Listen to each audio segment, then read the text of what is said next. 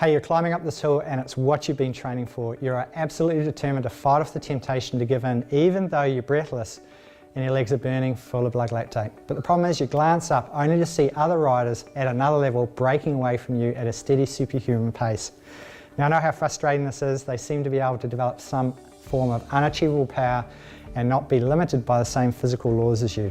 And they do it while making it look easy to ride up a hill at what seems to be an impossible pace. I spent the last 10 years asking myself this question: what training do we need to do to be like them?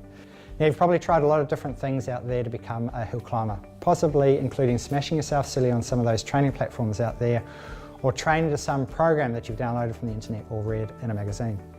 You might even be feeling like one of those hamsters on a hamster wheel, going hard but still going nowhere fast. Well, that's what most of the people that I've coached have done prior to working with me. And you may have gotten a little bit better, or a little bit stronger, or a little bit faster. But you're really just not at that level yet. And I'm talking about a big shift in your hill climbing performance here. Now here's the thing, doing more hard training is not the answer. Just like the hamster, you could even be training hard but still not seeing any results. You see, training is only one part of the equation to solving your hill climbing problem. Without the proper pedaling technique, a big portion of your power is wasted and not converted into pulling you up those hills. Only by fine-tuning your technique can you convert your full power into the pedals. In the end, it comes down to three critical things. And listen carefully to me now, because it's these three things that are essential to taking you to the next level of your hill climbing. Now, the first thing is to develop your ability to build leg strength at lower cadences.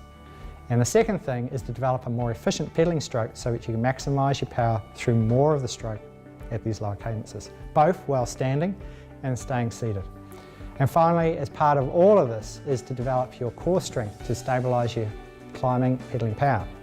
Now all these three things go hand in hand and need to be worked on together in a holistic way to get you climbing faster. And by working on them all together, they will have a dramatic impact on your hill climbing. Now it's probably not your fault, because there's a good chance that you've never been professionally taught any of these techniques.